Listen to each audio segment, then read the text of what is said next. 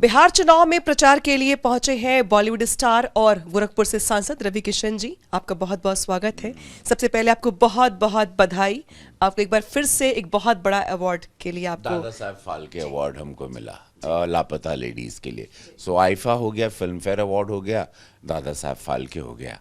तो ये बहुत धन्यवाद है किरण राव मैम को जिन्होंने डायरेक्ट किया, आमिर खान ने प्रोड्यूस की इस फिल्म को, और इस फिल्म ने मुझे वो सारे सम्मान दिलाए जिसका मैं 33-34 साल से इंतज़ार कर रहा था। आगे क्या? आगे सेवा और फिल्में दोनों काम करना है। फिल्मों से घर चलाना है, अपने अंदर की कलाकार को शांत रखना है, जो कि बहुत ट्रेंड हुआ हूँ कई सालों से। वो सारी कला को देश को भी दिखाना है और गोरखपुर को सजाना है, जैसे गोरखपुर मोदी योगी जी के आशीर्वाद से गोरखपुर को सजा रहा हूँ, उस कार्य पे भी रहना है। तो दोनों सदन में आवाज़ भी उठेगी और पर्दे पे एंटरटेन भी करूँगा भारत को। आप बिहार चुनाव के लिए प्रचार कर रहे हैं, कैंपेन कर रहे हैं, वोट मांग रहे हैं यहाँ पे प्रत्याशियों के लिए, लेकिन आपको यहीं पर आने से पहले धमकी मिल गई थी। इसके बावजूद आप यहाँ पर आए हुए हैं, क्या कहेंगे?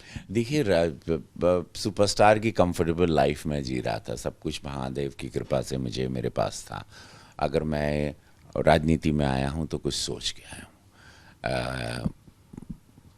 पत्नी बच्चे सब, माँ अभी उस चिंतित हो गई, उम्र दराज है, वो कैंसर से बाहर निकली है, लेकिन घबराए रहते हैं उन लोग। लेकिन मैंने उनसे कहा कि आप लोग रिलैक्स रहें, जितना कोई 200 साल तो जीने वाला नहीं हूँ, 150 साल तो नहीं जीऊँगा, लेकिन सनातन विरोधी बातें होंगी, राष्ट्र विरोधी बातें होंगी, प्रधानमंत्री जी के लिए अब शब्द कहे जाएंगे, तो वहाँ पर बातें तो करनी पड़ेगी। अब उसके लिए आप मुझे जान से मार दें, गोली मार दें, लेकिन आप कितने रवि किशन को मारोगे?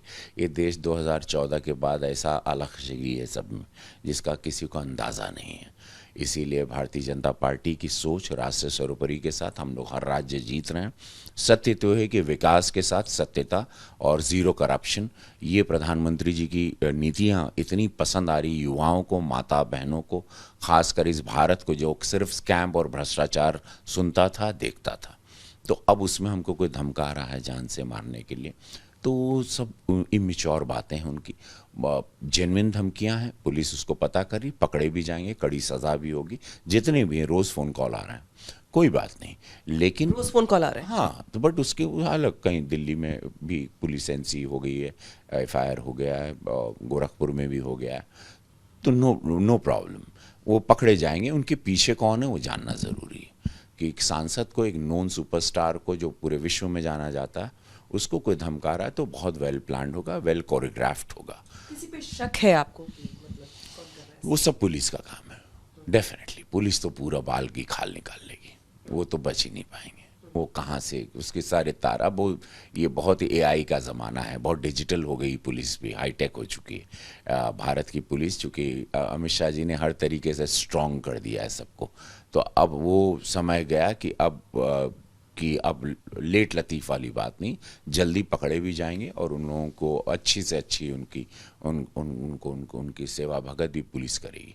बिहार में है, आप घूम रहे हैं, क्या माहौल देख पा रहे हैं एनडीए के पक्ष में आप? क्योंकि तेजस्वी यादव ने भी जो घोषणाएं की हैं युवाओं को लेकर, रोजगार की बात कर रहे हैं, वो माई बहन योजना के तहत खाते में पैसे देने की बात कर रहे हैं, भूमिहीनों को भूमि की बात कर रही हैं, तो बहुत सारी बातें ऐसी हैं जो नौजवानों को पसंद आ रही हैं रोजगार के मामले में। लगता है आपको कि 20 साल वाला जो एक सुशासन वाला जो कार्यकाल है और एक रोजगार की जो बात है, मुश्किल बढ़ रही है एनडीए के?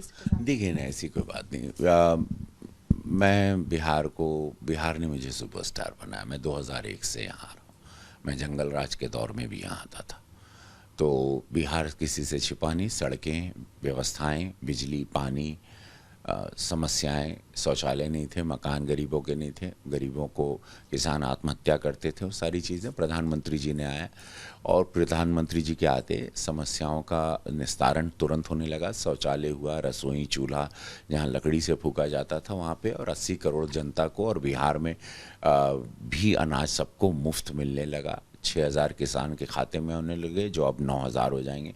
1,000 भत्ता मिलेगा सबको, 1 करोड़ नौकरियां मिलेगी जो जेन्युइन नौकरियां होंगी, क्योंकि अनगिनत यहाँ पे बिजनेस इंडस्ट्री लगने वाली है, अनगिनत प्लांट्स लगने वाले हैं। 14 नवंबर के बाद यहाँ पे AI हब बनेगा। सिलिकॉन वैली में जैसे हमारे बिहार के बच्चे ही वहाँ पे इस्तेमाल हो रहे हैं दूसरे अमेरिकन ब्रेन्स के लिए, अमेरिकन इकोनॉमी के लिए, वो यहाँ पर अब बिहार के बच्चे यहाँ पर इस्तेमाल होंगे। हमारे बच्चे हमारे लिए काम करेंगे और यहाँ पे फिल्म सिटी बनेगी, यहाँ पे रोज़गार होगा। यही लोगों ने सुपरस्टार बनाया। सबसे बड़ी फिल्मों का बहुत दीवानगी, भोजपुरी संगीत, भोजपुरी सिनेमा, हम लोग जितने सुपरस्टार हैं सब इन्हीं बिहार की बदौलत हैं। तो ये बहुत सारी चीज़ें और ये जेन्युइन रोड मैप है। एक मैच्योर व्यक्तित्व का नाम है नरेंद्र मोदी, जो गुजरात को एक रोल मॉडल दे चुके हैं। वो व्यक्ति का रोड मैप है। इमेच्योर बातें नहीं कि हर घर में नौकरी होगी, 2.5 करोड़ नौकरी हो जाएगी। हर चीज़ उनके पास प्लान है। अगर उन्होंने 1 करोड़ नौकरी बोली तो he is well planned, well choreograph. 1,000 बेरोज़गार भत्ता बोला है तो 10,000 माता बहनों के खाते में 2 लाख उनको रोज़गार स्टार्टअप के लिए मिलेगा। वो सारी चीज़ें जेन्युइन है। वृद्धा लोगों के, उन लोगों के अमाउंट बढ़ जाएंगे। बहुत योजनाओं में जो फ़ायदे हैं वो जेन्युइन है, क्योंकि वो मोदी जी और नीतीश कुमार जी के एनडीए सरकार के वादे हैं। उसमें चिराग पासवान जी भी हैं, मांझी जी भी हैं, कुशवाहा जी भी हैं।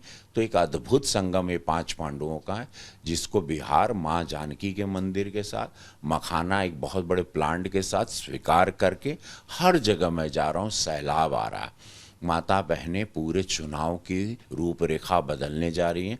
जो भी नंबर्स दिखाई दे रहे हैं टीवी पे, उससे ज़्यादा सरप्राइज होंगे, क्योंकि ये मेरा एक्सपीरियंस है। मैं स्टार प्रचारक के रूप में हर प्रदेश में जाता हूँ, हर चुनाव में रहता हूँ। तो जो आंखें मैं देखता हूँ, जो एक्साइटमेंट मैं देखता हूँ, जो एक आवाज़ नारा देने में जो खुशी है लोगों में, कहीं पर एंटी इनकम्बेंसी नहीं कि नहीं नीतीश बाबू के लिए। सब लोग यह कहता है, मैसेज कन्वे किया जा रहा है आरजेडी की ओर से, महागठबंधन की ओर से, कि नीतीश बाबू का नाम आगे किया तो जा रहा है, लेकिन जब सरकार बन जाएगी, चुनाव जब हो जाएंगे तो उनको किनारे कर दिया जाएगा। एक दिमाग में डाला जा रहा है बिहार में लोगों के कि नीतीश कुमार चुनाव के बाद किनारे कर दिए जाएंगे। हम सुने उन्होंने कहा कि वो बूढ़े हो गए हैं, उम्र दराज हो गए हैं। तो मैं उनसे आपके माध्यम से पूछना चाहता हूँ, क्या माँ बाप बूढ़े हो जाते हैं तो क्या हम उनको सड़क पे छोड़ देते हैं? नीतीश बाबू ने अपना जीवन खपा दिया। मोदी जी को भी पता है, भारतीय जनता पार्टी एनडीए की गठबंधन को भी पता है कि नीतीश बाबू कितने कारगर साबित हुए हैं। वो रहेंगे मुख्यमंत्री, उन्हीं के साथ, उन्हीं के फेस पे चुनाव लड़ा जा रहा है। और मैं जितना अपनी पार्टी को जानता हूँ, नीतीश बाबू ही रहेंगे मुख्यमंत्री, उनके साथ चला जाएगा। हम लोग वो नहीं है कि उम्र दराज लोग हो गए, अब वो काम के नहीं है तो उनको छोड़ दें, ऐसा नहीं है। मोदी जी बहुत सेंसिटिव व्यक्ति हैं।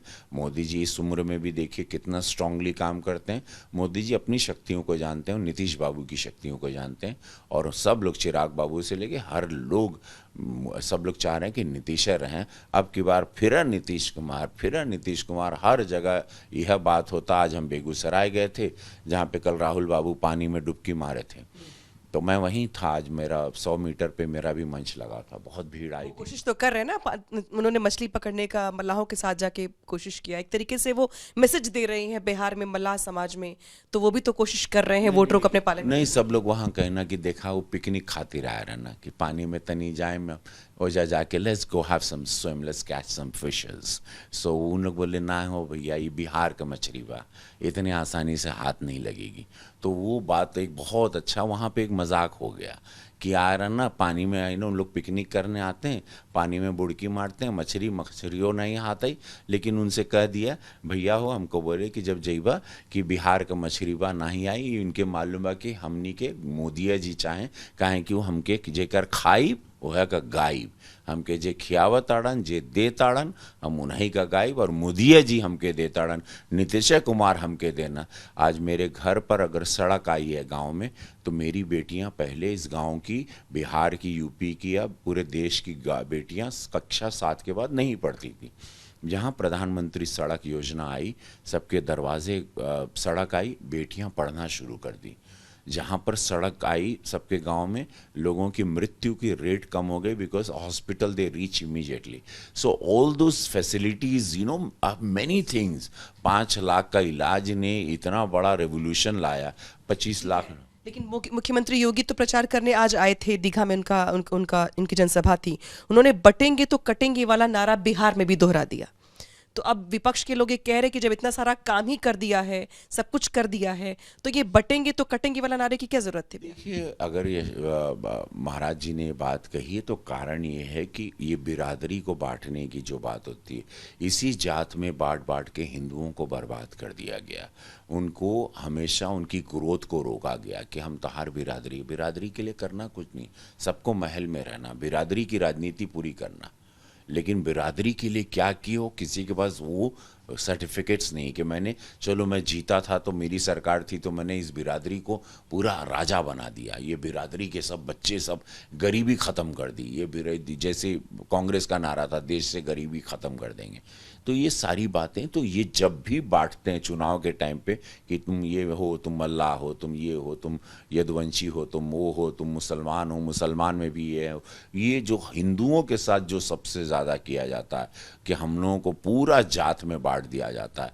मतलब पिछड़ा, अति पिछड़ा में 27 लोग हैं तो वो पूरा हर नेता उसी में चले जाएंगे। इसको वही बताने के लिए उन्होंने बात कही थी और उसमें कोई गलत नहीं है। अगर उन्होंने हिंदुओं को एकजुट होकर सनातन विचारधारा के लोगों को, राष्ट्र सर्वोपरि के विचारधारा के लोगों को, विकास के लोग साथ जोड़ना, तो सभी हिंदुओं को एक साथ होना है, सभी सनातनियों को एक साथ होना है और वोट डालना है। 6 तारीख को चुनाव है, 11 तारीख को चुनाव है। सब लोग अपना वोट पहले मतदान करें फिर जलपान करें के नारे के साथ, तो मैं उनकी बातों से सहमत हूँ। एक आखिरी सवाल, बिहार ने आपको स्टार बनाया, आप बिहार में बहुत लंबे साल तक रही हैं, बहुत लंबे समय तक रही हैं। इस समय बाहुबलियों का जोर फिर से दिखाई दे रहा है। मोकामा का कांड आपने सुना ही होगा। हालांकि बीजेपी ये कह रही है कि हमने कार्रवाई कर दी, सुशासन यही है, लेकिन विपक्ष इसी को मुद्दा बना रहा है और ये कह रहा है कि जो लोग जंगल राज की बातें करते थे वो आज देख लें, जंगल राज आज भी तो है जहाँ प्रत्याशी की हत्या हो जाती है चुनाव प्रचार करते वक्त। देखिए, कार्रवाई तो तुरंत हुई। जो जंगल राज का एग्जाम्पल हम पर भी, हमको जान से मारने की धमकी आ रही, यही जंगल राज के एग्जाम्पल है। सोचिए, मैं यहाँ इसी भोजपुरी के लिए लड़ा, इसी भोजपुरी को जनवाने के लिए पूरे विश्व में मैं घूमता रहा। 450 फिल्में की, एक इंडस्ट्री बनाई। मैं वही रवि किशन हूँ जिसने भोजपुरी को वापस से पुनर्स्थापित किया। अब हम ही को मारने की धमकी आ रही, तो ये उसका जवाब पहले दें। वहाँ पर तो हमने कार्रवाई कर दी। अब एक सांसद को, एक आदमी जो अपनी पार्टी के प्रचार में निकला है और किसी को अपशब्द नहीं बोलता है, कभी हमारा इतिहास, हमारा ऑन रिकॉर्ड, हमने कभी किसी पे पर्सनल अटैक नहीं किया, किसी व्यक्ति विशेष को नहीं करते हैं। हम अपनी पार्टी की बात रखते हैं, डेमोक्रेसी। लेकिन उसमें आप जान से मारने की धमकी दे रहे हो, गंदे गंदे फ़ोन कॉल कर रहे हो, डरावने फ़ोन कॉल कर रहे हो, हमारी माँ बहन सबको आप अपशब्द बोल रहे हो और एकदम नीचता की हद पर आ चुके हो। थ्रेट कर रहे हो कि मार देंगे, फांसी चढ़ जाएंगे, गोली में। और रिकॉर्ड पूरे देश में सभी आप लोगों के चैनल के माध्यम से भी चला है। तो अब उसका उसके बारे में बताएं कि अब ये तो भोजपुरिया आदमी को आप नहीं छोड़ रहे हो, तो आप लोग अपने बिहार के लोगों की क्या दुर्दशा करते थे 20 साल पहले, वो बताना ज़्यादा ज़रूरी है। आखिरी सवाल, एनडीए को कितनी सीटें मिल रही बिहार में? हम लोग अभी जो पूरा सब जो हम घूम रहे हैं, जनता से सुन रहे हैं, 150 पार दिख रहा है। ये नंबर्स ये टाइम बहुत बड़े सरप्राइज करेंगे। एनडीए ने भी शायद नहीं आकलन लगाया होगा। जो मैं एक कलाकार के रूप में, चूंकि मैं हर जिले में बहुत शूटिंग किया हूँ, बिहार का कोई जिला हमसे बचा नहीं है 2001 से, तो हम बहुत जानते हैं करीब से बिहार को। तो हम जो महसूस या जो खुशबू ले रहे हैं, वो खुशबू जो एक उत्सव के रूप में, बिहार ने ऐसा चुनाव कभी देखा नहीं था। जो उत्साह, जो अग्रेशन कहें, या जो लोगों के अंदर काला चुनाव, काला वोटिंग हो जाए वाला जो फीलिंग है, और माता बहनें ऐसी भीड़ आ रही है, सैलाब आ रहा है सभाओं में, वो देख के लग रहा है कि बहुत बड़े नंबर्स और बहुत सरप्राइजिंग नंबर्स आ सकते हैं। और बहुत सारे हम लोग आरजेडी की भी सीटें और महागठबंधन की भी सीटें हम लोग जीतने जा रहे हैं। बहुत शुक्रिया बातचीत करने के लिए। तो ये रवि किशन जी हैं जो हमसे बातचीत कर रहे थे। साथ ही दावा ये भी कर रहे हैं कि बिहार में पूर्ण बहुमत के साथ एनडीए सरकार की वापसी होगी। हालांकि देखना ये होगा कि नतीजों में क्या कुछ होता है।